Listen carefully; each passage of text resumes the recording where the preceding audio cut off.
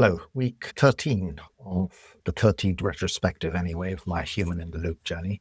I feel like Captain Kirk at Stardate, but that'll probably get edited out by the AI because I've realized AIs don't have a sense of humor. Anyway, I digress. We have finished the platform migration and infrastructure from Wix to Webflow, so all of that is done.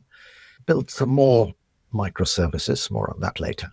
And one of the big realizations is that, in the past, when I was working with small businesses and consulting, we were always making compromises on platforms. And I think that is becoming less and less of an issue with AI. I'll go into that a little bit as well. So as a result of moving to Webflow for a number of reasons, speed, on the page performance, I left it alone for a while and all right, okay, fair enough. The base is low, but there was already a 300% uptick. I had changed nothing else in terms of content or anything like that. So that to me validates that importance of focusing on speed in terms of your on-the-page performance and also how you can deliver that on-the-page performance by just creating a nicer experience for people. Also built a AVIF image converter, which is again a little microservice for speed so that the pictures are smaller. But what amazed me was I literally just thought of this idea and I was looking at commercial services to do this and they were charging like £10 in terms of credit and we just built it and the whole like getting all the images optimized to that format, and it's quite a lot of images.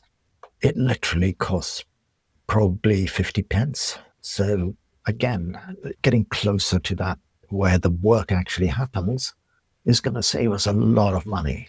And that is true for probably many small businesses. You end up with so many subscriptions and they only work for you maybe 20% of the time.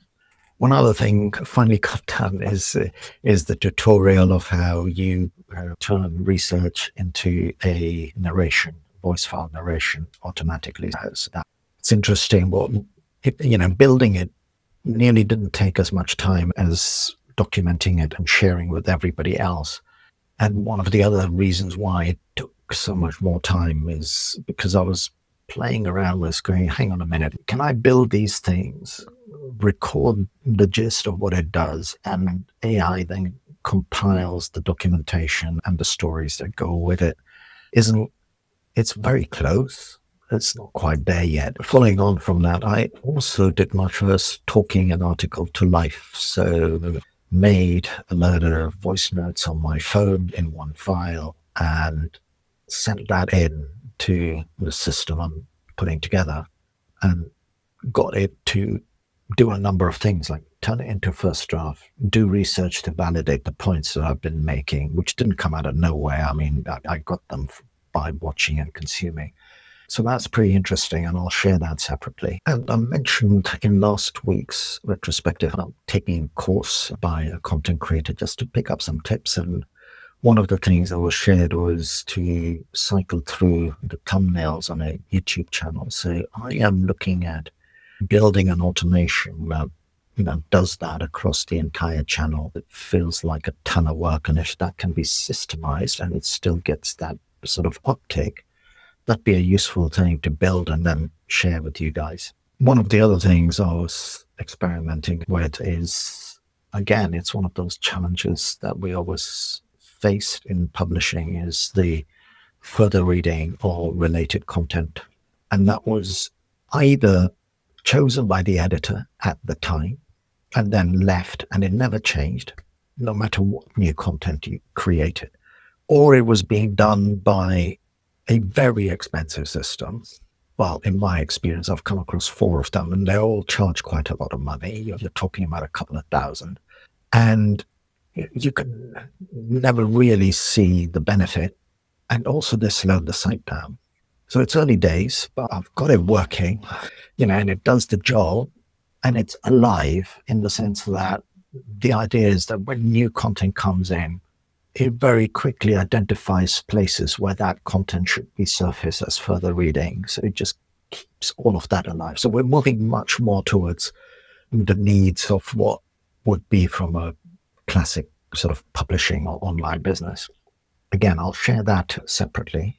One of my other sort of, I suppose, more macro realizations is we've always had this build versus buy argument, and it was always a bit of a nonsense because what you were trying to build is like a big, huge monolithic system, and that is pretty dumb. However, when you look at these point problems that we all struggle with in small businesses, I think the build versus buy question, as AI has brought it back, because you can reasonably quickly build a customized converter for you to use in your workflows for taking a whole bunch of images and putting them into an optimized smaller size, or taking a text file with a lot of research and turning it into a voice file that I can listen to as I'm walking around doing other things. Makes me sound like I'm really boring, but it's actually quite efficient. And then, so when you start looking at it like that, because the code works. And one of the things that I've learned is that no one really cares whether it's pretty, highly efficient, whatever, in terms of the code itself. If it works and it does the job, that's it. And for those smaller use cases, why not? So nothing really broke this week. That in itself is good news, I suppose. And one of the things that we are changing is I am going to ignore, for this media publishing experiment, I'm going to ignore traditional Google SEO. There's too much flux. You've got these AI augmented results where when you look at that page, why would anybody click? And that is already making news and concerning publishers for sure. And the flip is true. If getting your results into some of these answer engines like Perplexity or Claude Research, that's just in its infancy. So there's so many moving things. But one of the things that is true is, still focus on the sort of semantic structuring of your content, because wherever that ends up, that is going to be important. But that traditional, we're going to write this for Google, it's going to be 3,000 words. It's nonsense. I'm not going to do that. It's too many moving parts. So next week, now that we've finally got this down, we are going to go into the content DNA system. It's more about looking at how we can more actively deliver content that has value in lots and lots of different forms. And the form has to be right for that particular content, a detailed walkthrough video, trying to explain numbers and cause and effects in the market. It's like interactive charts or something like that. So that's not next week, just next week. That's literally the trajectory for the next few weeks. The one validation out of all of this is something that I instinctively thought is going to be true. By adopting AI, you need to have the confidence to reshape your workflows. Even if you look at the outcome and say, oh, it's still the same, you need to reshape those workflows to leverage this tool to its maximum. And ironically, the human part is hugely more valuable if you're in the creation phase.